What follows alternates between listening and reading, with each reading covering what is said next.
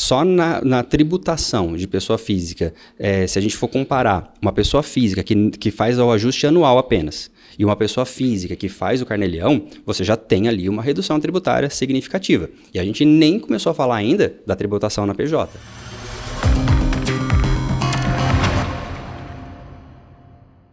Vamos começar mais um bate-papo jurídico. Hoje eu estou aqui com o Eduardo Sodré, ele que é empresário, contador e youtuber, e ele vai falar um pouquinho sobre impostos, pessoa jurídica, tudo que o advogado precisa saber para começar do jeito certo.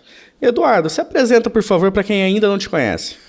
Muito obrigado, doutor, pelo convite. Eu sou Eduardo Sodré, eu sou contador, diretor do Grupo Result, uma empresa especializada em contabilidade digital, e eu tenho um grande carinho especial para a jovem advocacia, para a contabilidade, para o direito, e eu estou aqui realmente para tirar essas dúvidas, para poder ajudar essa classe que precisa também de ajuda com impostos. Ah, legal. Você sabe que você tem um canal que chama Me Explica Contador, você é a pessoa mais indicada para explicar para a gente aqui. O advogado ele tem uma dificuldade com esse tema. Na faculdade, eu acho que nenhum estudante é muito fã do direito tributário e do direito empresarial. A gente não gosta tanto assim, então vamos lá. Hoje você vai ajudar a gente. Isso. E não apenas, né, de não entender de tributos, porque existem sim, né, uma área específica do direito, mas eu digo que empreender no direito também é um desafio, do mesmo jeito que empreender em qualquer outra área, que isso não é abordado hoje em dia na escola, né, na faculdade. E a tributação ainda piorou, né? Então, por isso que é importante esse assunto. Os impostos, eles podem até quebrar uma empresa, né, se não for bem gerida, né? Vamos lá, todo advogado começa como pessoa física, né? Ele num primeiro momento, ele não abre uma empresa, ele não está pensando nisso, ele tem 0 clientes. E daí, quando ele começa o seu faturamento, por óbvio, vai ser tributado na pessoa física dele. Como é que funciona essa parte de tributação da pessoa física, do advogado, né, especificamente nessa área? Imposto de renda, ISS, enfim, tudo que incide para o advogado pessoa física. Bem, primeiramente precisamos entender o seguinte, né? Muitas pessoas, elas acham que são autônomos, né? Uma vez que elas trabalham por conta. Mas, na verdade, a formalização do autônomo, né? Na verdade, o profissional liberal, o advogado, por ter uma profissão regulamentada, ele se enquadra no profissional liberal.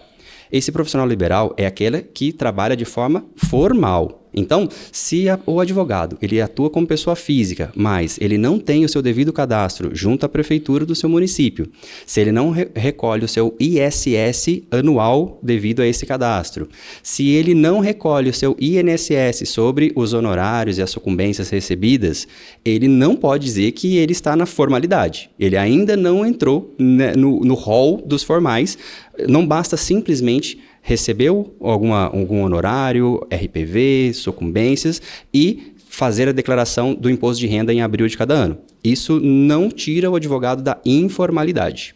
A primeira coisa, então, que a gente precisa entender é que o advogado, para ele estar formal, exercer a sua profissão formal, ele tem que se enquadrar na posição de profissional liberal, aonde um profissional com registro de órgão de classe chega até a sua prefeitura e faz o seu cadastro como um prestador de serviço.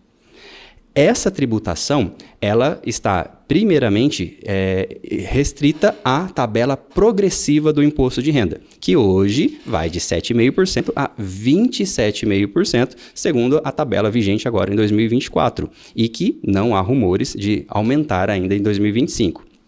Mas então, a tributação da pessoa física, ela começa primeiramente com o IR, Imposto de Renda retido na fonte, seguindo a tabela progressiva. Em cima disso, nós temos o valor de honorário, né, recebido total no mês, que deve ser tributado o INSS, com um código de recolhimento específico para o recolhimento de INSS. Então, já estamos falando em 2 tributos. IS para a prefeitura, anual, sim. INSS em cima do valor total, e você tirando a base de cálculo do INSS do valor total dos seus honorários, a gente tem a tributação do imposto de renda. Então, IRRF, terceiro imposto. Em cima do que você está falando aí do imposto de renda, né? Alguns colegas têm dúvida se ele deve realizar esse pagamento mensal por meio, né, de apuração por carnê-leão. Depois você pode até explicar o que é, para quem ainda não conhece. Ou se ele faz aquele ajuste anual. Então, no ano, né, fechou o ano, no ano seguinte, na hora de declarar, ele faz esse ajuste e paga tudo de uma vez. O que seria o mais adequado para o advogado, enfim, para quem trabalha nessa área? O correto e o mais econômico tributariamente falando é sim fazer a escrituração do carnê-leão mensalmente. Por 2 motivos. Primeiro que, para valores recebidos acima de 2 salários mínimos, que hoje é a isenção atual do IR, se você recebeu qualquer valor acima de 2 salários mínimos, a legislação já diz que sim, você deve recolher o IR mensalmente. Então aí eu falo que não é uma opção, e sim uma obrigação imposta. Então, sim. 2 salários mínimos, você já está acima da isenção, já deve sim fazer o recolhimento do IRRF mensalmente. Só que por que isso é um benefício para esse advogado? Por 2 motivos. Primeiro que, se você deixar para fazer esse ajuste apenas total lá em abril do ano seguinte, você acaba tendo um desencaixe, um desembolso desse imposto, tudo de uma única vez. Então, você tem que ou fazer um planejamento financeiro muito bom e guardar esse dinheiro, ou então você vai acabar tendo que parcelar o IR do ano que vem. Então, já é ruim, primeiramente por esse ponto. Você vai pagando mensalmente, vai diluindo o seu fluxo de caixa. Do ponto de vista organizacional, pagar mensal é mais interessante. Isso. Então, primeiramente, acima de 2 mil é obrigatório e o benefício dilui o seu planejamento. Só que o terceiro ponto, com a escrituração do carnê-leão, você pode utilizar despesas que são inerentes da prestação do seu serviço advocatício para abatimento da base de cálculo desse IR. Então, se você tem lá um secretário, uma secretária registrada no seu CPF ali, prestando serviço para você, se você tem um aluguel de uma sala, custas de deslocamento para atendimento de algum processo, todas essas despesas são dedutíveis da base de cálculo de IR.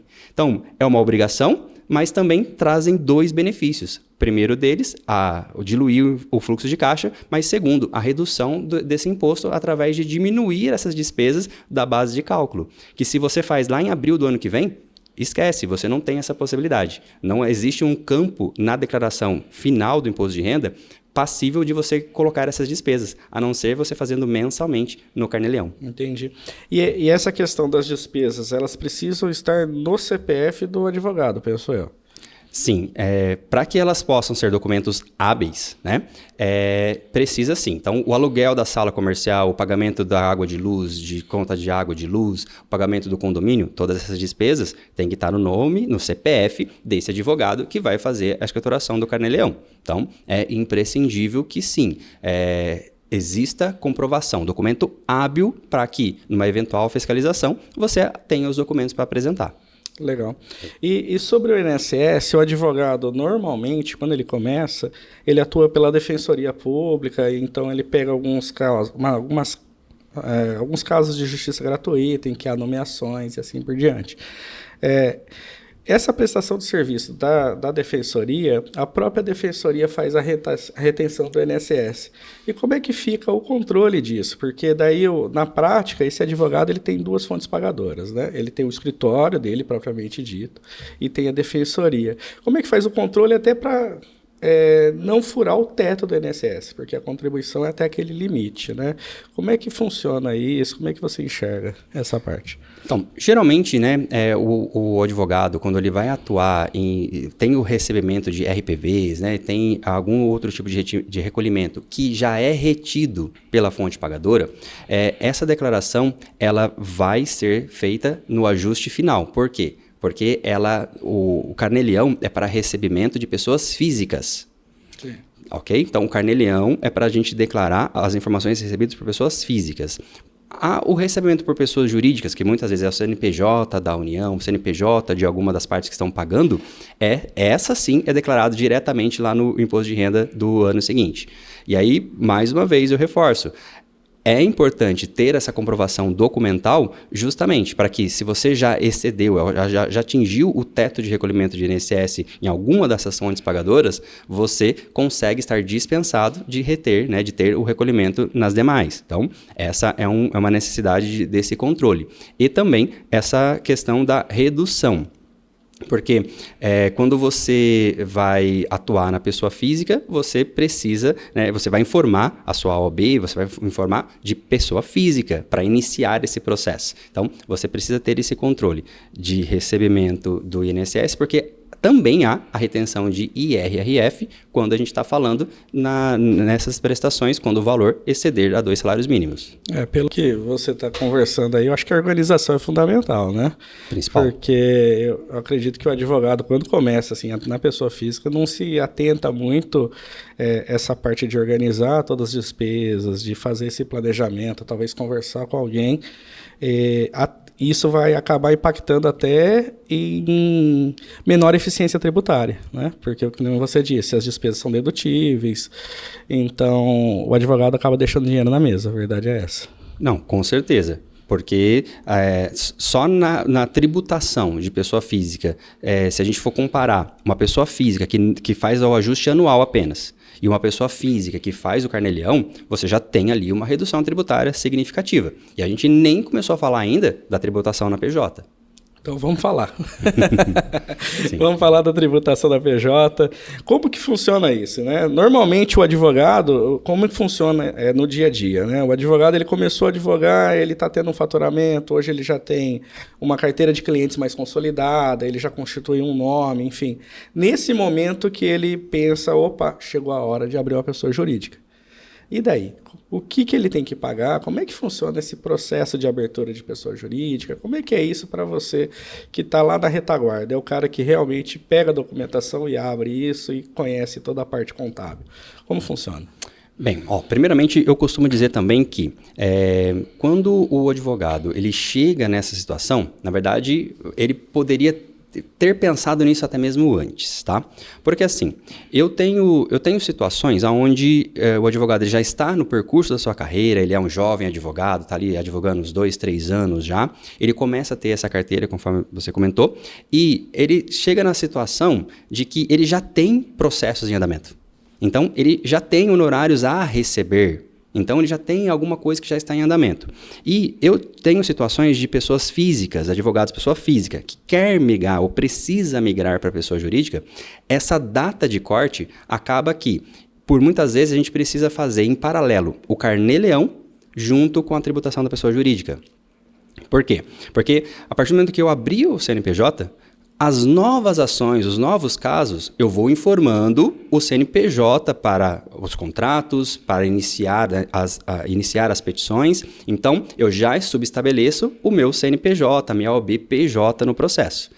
Mas os processos que estão em andamento, dependendo do andamento, da fase de pagamento, se você vai subestabelecer, você volta para o final da fila para receber, ou nem é possível. Então, a gente acaba tendo que fazer essas duas coisas. Então eu digo assim, imagina que se você já está com esse pensamento, que você já vislumbra um horizonte, né, promissor para a sua carreira jurídica, nada impede de você abrir o seu CNPJ até mesmo antes de você chegar nesse ponto. Porque quanto antes você conseguir abrir o seu CNPJ e já iniciar os casos informando, subestabelecendo o PJ, é melhor. Porque daí você não chega a tributar tanto na pessoa física. Porque assim, qual que era o pensamento antigo, né? Existia um complicador para você abrir uma sociedade no direito, que era uma limitação de você ser obrigado a colocar um outro profissional do direito para você formar uma sociedade limitada. 2 sobrenomes, né? 2 sobrenomes, fulano e beltrano, assessoria jurídica e dessas formas. Então acabava sendo um empecilho, porque muitas vezes você não tinha alguém ou não queria se ajuntar a alguma pessoa. A partir de 2017, que o governo criou a SLU, Sociedade Limitada Unipessoal, para a junta comercial, a OAB ela fez, né, alguns movimentos e ela conseguiu habilitar que também o advogado também pudesse optar pela sociedade unipessoal. Então, desde 2018, que nós podemos abrir essa sociedade limitada sem a necessidade de ter uma segunda pessoa. Então, você consegue tributar na PJ sem essa questão de ter um sócio. E hoje você falou essa questão, né, das dificuldades. Uma dificuldade que todo advogado tem no começo é a financeira. Fala, poxa, isso aqui vai me onerar, eu posso trabalhar sem essa despesa. Por quê? Porque lá no passado, né, você me corrija se eu estiver errado, existia uma anuidade da pessoa jurídica para a OAB. Se eu não me engano, isso caiu. Mais a mensalidade do escritório de contabilidade. Hoje como que funciona essa parte aí do desembolso, né? A parte média. A gente sabe que o faturamento é determinante, o volume de trabalho, mas assim, quanto que o advogado desembolsa para manter uma pessoa jurídica? Então, aí a gente chegou então que a OAB conseguiu a liberação da SLU, da Sociedade Limitada Unipessoal.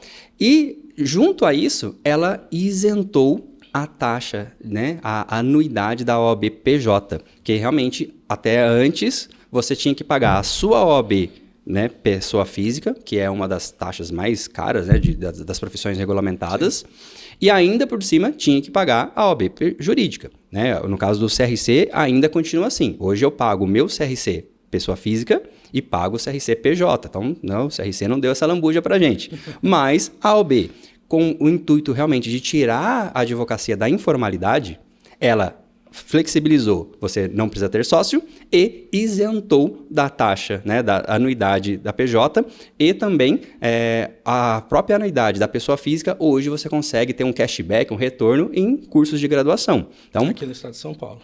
Aqui no estado de São Paulo. Então, hoje a gente tem essa questão de que o órgão de classe está incentivando o advogado, a advogada, a sair dessa informalidade e ter um crescimento mais seguro e sustentável, né? A sua pergunta foi realmente a custos, né? Sim. Hoje, aqui na OAB São Paulo, a presente data, paga-se uma taxa anual, né?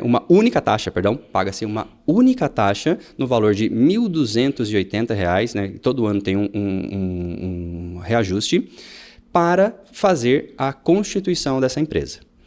E os honorários contábeis, né? Porque assim, você, advogado, pode dar entrada, porque hoje a OAB ela é integralmente ligada ao processo de viabilidade da junta comercial. Então, hoje é um processo 100% digital, a constituição da SLU. Ah, legal isso. Inicia-se com o eCPF, que todo advogado precisa ter para acessar, né, os PJEs e todos os sistemas. Então, basicamente, o conhecimento de um contrato social que tem um modelo mínimo que é disponibilizado pela própria OAB, e também o certificado digital, ou seja, o advogado ele tem todos os requisitos necessários para fazer a constituição da própria empresa. Porém, é uma outra expertise totalmente diferente de um dia a dia de um advogado. Esse procedimento, ela faz parte muito do dia a dia do contador. Então, hoje, nós fazemos hoje no nosso escritório, nós fazemos todo o processo. Então, desde a edição, confecção da minuta contratual, seja de SLU ou seja de limitada, nós damos a entrada em todo o processo de viabilidade na prefeitura, porque o advogado ele tem que informar. Hoje você consegue até mesmo ter na sua casa, tá? Um endereço domiciliar. Você consegue abrir hoje, como também consegue abrir em coworkings. Então, se você tiver um endereço coworking, você consegue abrir. Porque hoje é muito comum, a advocacia não fugiu da regra e hoje nós temos muitos advogados que não precisam mais de local físico para atender. Então, você pode informar sua casa como domicílio fiscal, um endereço coworking para você fazer reuniões eventuais e para ser a sede virtual da sua empresa, ou de fato, se você tiver alugado uma sala comercial, você vai informar esse endereço. Então, a gente vai pegar todos esses documentos, o habite do local, a gente vai fazer a abertura da empresa, a constituição, junto à OAB, e vai pedir a inscrição municipal e vai pedir também o enquadramento tributário no Simples Nacional, alvará de funcionamento, ou seja, é uma expertise do contador deixar a empresa 100% apta. Por mais que o advogado ele consiga, sim, tenha todos os requisitos para ele mesmo fazer a abertura, depois da constituição do CNPJ, existem outras coisas que precisam ser feitas e que o advogado teria dificuldade ou até mesmo uma falta de tempo para executar até o final. Sim. Pelo que você me explicou, então, está super simplificado e desburocratizado a abertura da empresa. Sim, sim. Hoje está bem mais ágil. Quantos dias está levando para fazer esse processo todo? Hoje, depois que damos o protocolo efetivo no site da viabilidade, a gente está estimando em 10 dias. Tá? Nossa, se não houver nenhum tipo de exigências, perante a OAB. Quando existe algum tipo de cláusula específica de interesse dos sócios, quando existe alguma divergência de documentos, login e senha do próprio advogado no portal da OAB, que a assinatura é finalizada por lá, existem algumas exigências. É essas exigências que costumam demorar mais o processo. Mas eu diria que, assim, um processo que vá 100%, que não vai ter dificuldade nenhuma, em 10 dias a gente tem a obtenção do cartão do CNPJ. E você falou que normalmente essa Constituição ela vai pelo Simples Nacional. Vamos falar um pouquinho sobre essa parte. Como é que funciona o Simples? Como é que é a tributação para quem está no Simples e para quem está desenquadrado? Como é que é isso daí? Bem, hoje nós sabemos que qualquer empresa ela pode optar, né? Diferentemente de anos atrás, que a atividade do Simples Nacional também era restrita a algumas profissões, hoje o direito é abrangido pelo Simples Nacional. Então, por uma questão lógica, né, o governo possibilita que você se enquadre no Simples Nacional e, com isso, você tem uma tributação muito menor do que o lucro presumido, por exemplo, que seria uma segunda opção de regime tributário. O Simples Nacional hoje, tá? Os escritórios de advocacia, eles estão enquadrados no anexo que começa em 4,5% de tributação no Simples Nacional. Então, só aí a gente já consegue ver uma diferença, né? Sim. 7,5% é apenas um tributo na pessoa física, que é o imposto de renda. 7,5% de um tributo. E a gente falou que na pessoa física tem 3, né? Exato. Já no Simples Nacional, a gente está falando que ele começa em 4,5% o DAS, que é o Documento de Arrecadação Simplificado, ou seja, que une todos os tributos. Então, você já começa a ver que existe ali uma diferença, uma economia tributária, simplesmente de você migrar de PF para PJ. Ok?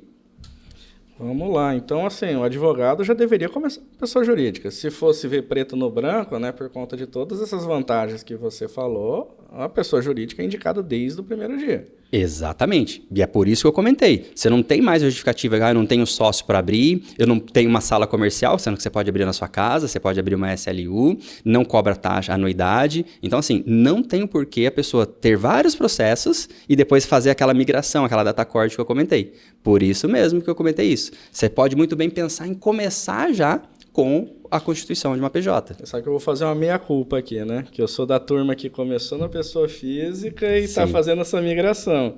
E esse processo de migração, ele é difícil, porque é aquilo que você falou. A gente tem uma série de recebimentos futuros, né? Via precatórios para ser pago nos próximos anos, que eles vão ser tributados na pessoa física, não tem o que fazer. Para mim, é totalmente difícil fazer essa mudança agora para a pessoa jurídica, aliás, né, é impossível fazer essa alteração. Então, a gente fica de mãos atadas, tendo um prejuízo financeiro do ponto de vista fiscal, né? Realmente, eu fui um dos que deixou dinheiro na mesa. Exatamente, né? Mas com certeza os nossos colegas que estão assistindo esse podcast agora já vão poder começar com uma outra mentalidade. É legal isso daí, né? Porque hoje o acesso à informação está maior, né? Então, a gente tem diversas pessoas falando sobre isso, falando sobre tributação, coisa que não existia 10 anos atrás, né? Então, aliás, o seu canal acho que tem 5 anos, né? Sim, foi em 2019. E eu tenho um vídeo lá com cerca de 8.000 visualizações sobre contabilidade para advogados. Olha lá, tá vendo? Então, assim, você já está ajudando, a gente está criando um material agora para ajudar também, né? Então, vai simplificando e disseminando essa informação para que a pessoa já faça do jeito certo desde o primeiro dia. Exato, exato. Um outro ponto importante que eu acho interessante ressaltar, né, uma particularidade do direito é que nós temos sempre, né, como tudo, né, um ônus e um bônus, né, a tributação do INSS para escritórios de advocacia, devido à tributação do anexo de 4,5% do Simples Nacional, existe uma instrução na cartilha da OAB e uma instrução normativa que exige-se o recolhimento do 20% de INSS patronal. Então, eu já tive situações, né, onde eu recebi, né, a migração de contabilidade de um escritório de contabilidade, fazendo a contabilidade de um escritório de advocacia, mudando de contador, onde o contador anterior não desconhecia isso e não recolhia o INSS patronal. Tivemos situações recentes, né, onde o INSS, devido às apurações, né, do Simples Nacional, pegou e cobrou os últimos 5 anos do INSS sobre o Prolabore.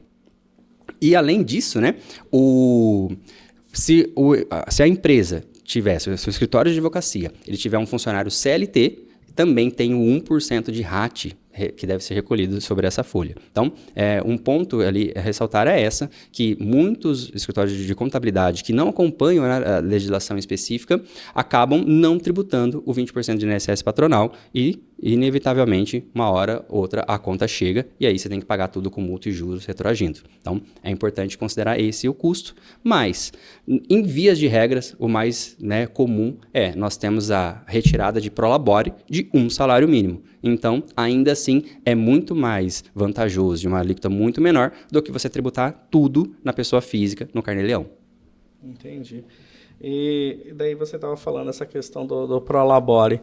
Às vezes pode acontecer do advogado não ter faturamento naquele mês e efetivamente a empresa nada gerou. Como é que fica essa questão do pagamento de INSS dele, desse prolabore? Como é que funciona essa parte?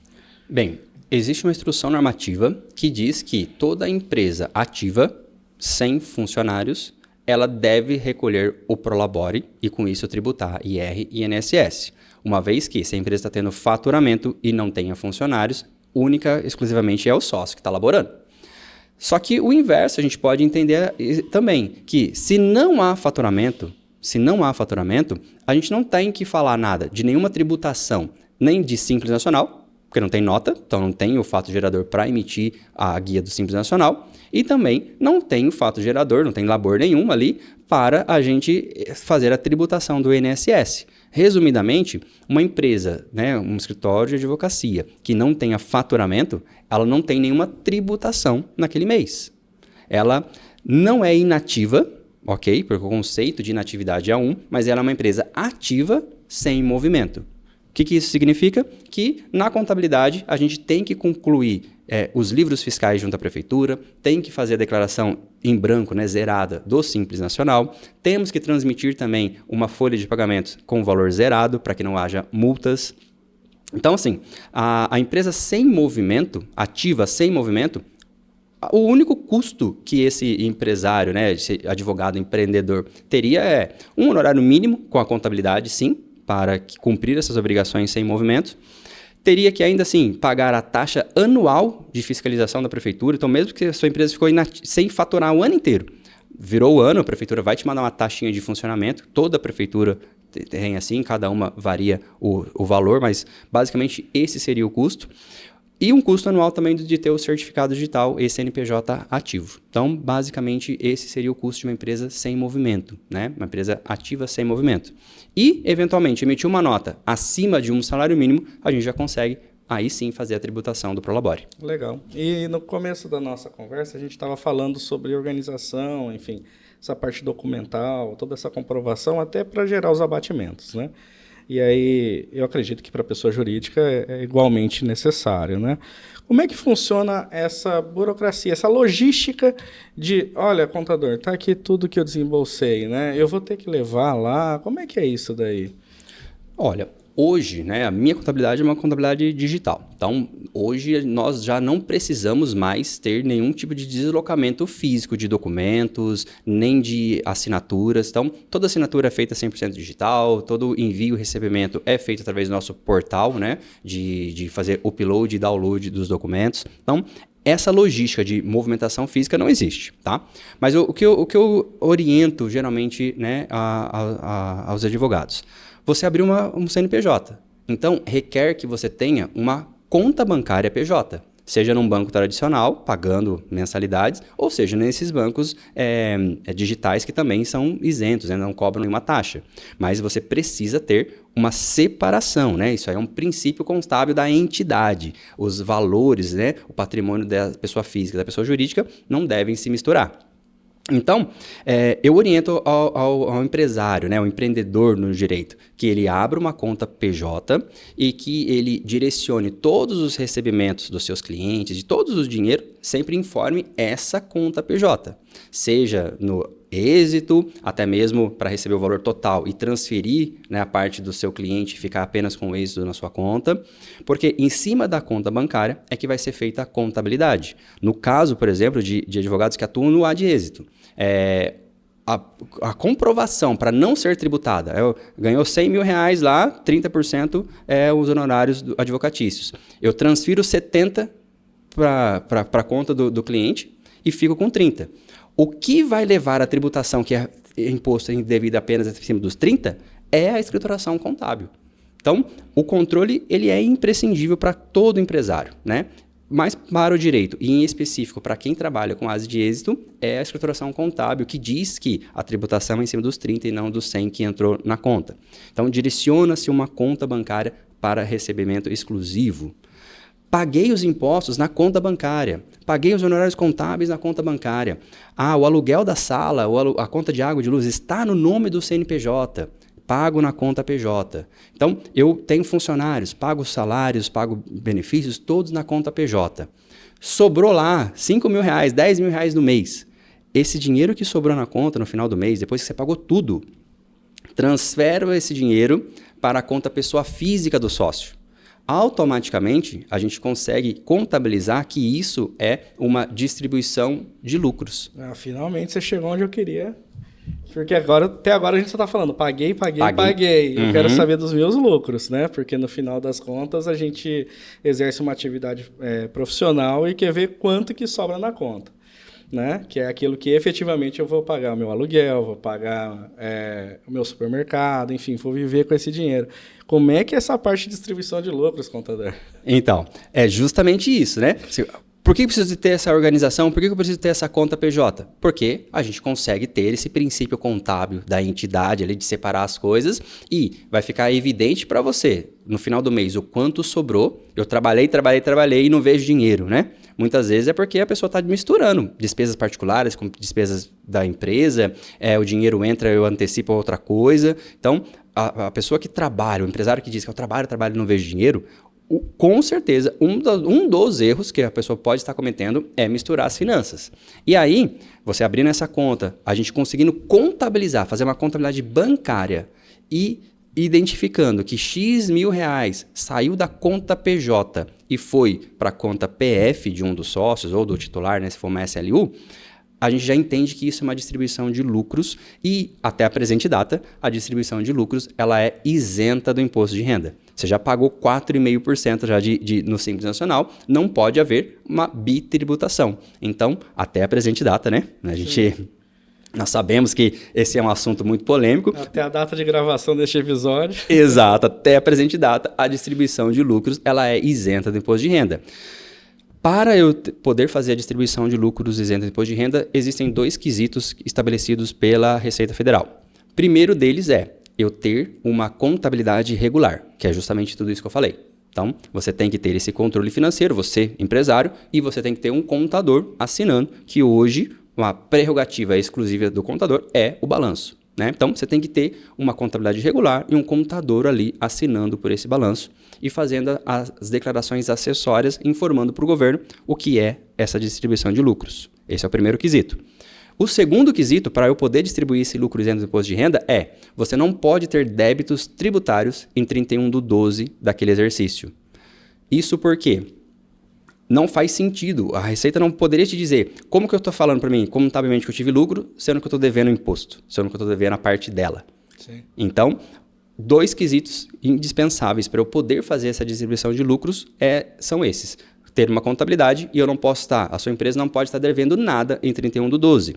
Devendo o seguinte, né, do sentido que ter passado a data de pagamento, porque a gente sabe que os tributos de dezembro são devidos em janeiro. Então, veja bem, os tributos de dezembro são devidos em janeiro, ainda não venceram, então você pode distribuir sim.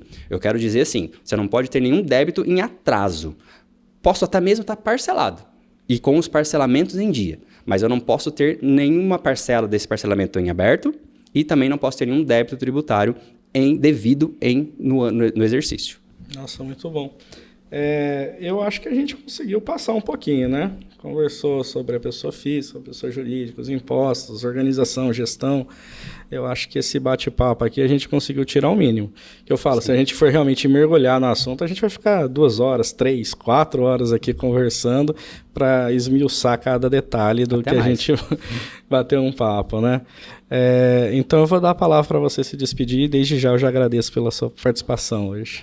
Olha, eu que agradeço essa oportunidade de estar aqui podendo compartilhar esse conhecimento. Eu espero que quem estiver assistindo tenha essa concepção de que não existe um momento certo para você abrir o seu CNPJ, mas o que não pode passar não pode passar da hora. Né? Não existe um momento certo. Porém, quanto antes você entender que existe um benefício além do CNPJ, né? Eu costumo falar muito sobre isso. É um benefício além do CNPJ. Imagina um escritório de advocacia aberto há anos atrás e que tem um faturamento e o governo liberou um Pronamp, por exemplo. E essa pessoa teve acesso a um dinheiro, a um crédito com uma taxa de juros muito menor do que um outro advogado que estava atuando na pessoa física e que passou pelos mesmos problemas financeiros que todo o Brasil passou, o mundo inteiro passou nessa última pandemia. Então, são linhas de créditos que uma pessoa jurídica tem, que o outro não tem. Não é correto, mas a gente pode começar a falar em montar ali uma certa blindagem patrimonial. Imagina você integralizar a sala comercial que você comprou, integralizar no CNPJ e não na pessoa física. Aí a gente entra em outra seara, né? Mas são benefícios além do CNPJ. Você iniciar um processo já informando a tributação e não deixar dinheiro na mesa, de ter que migrar depois as suas procurações para o seu CNPJ. Imagine que você já inicia o processo, já informando, subestabelecendo o seu CNPJ, e depois você precisa se ausentar do caso, você consegue colocar um outro advogado para dar continuidade junto com o seu processo e você ter toda a gestão do caso ainda. Então, existem inúmeros benefícios além do CNPJ. Esse é o importante, esse é um ponto importante que eu gostaria de falar. E, obviamente, a questão de custo. Cabe consultar um contador, né, da sua confiança e verificar a questão, como que funciona, qual é o custo de manter essa empresa sem movimento, qual é o custo quando tiver movimento. Hoje em dia, nós temos várias opções, né? A nossa contabilidade, obviamente, é uma delas, é uma contabilidade que somos especialistas, né? Temos um nicho, uma célula de atendimento exclusivo para acompanhar o advogado. Então, a minha contribuição seria essa, falar aqui, despertar, que o quanto antes você abrir, melhor. Então é isso, por hoje é só, até a próxima.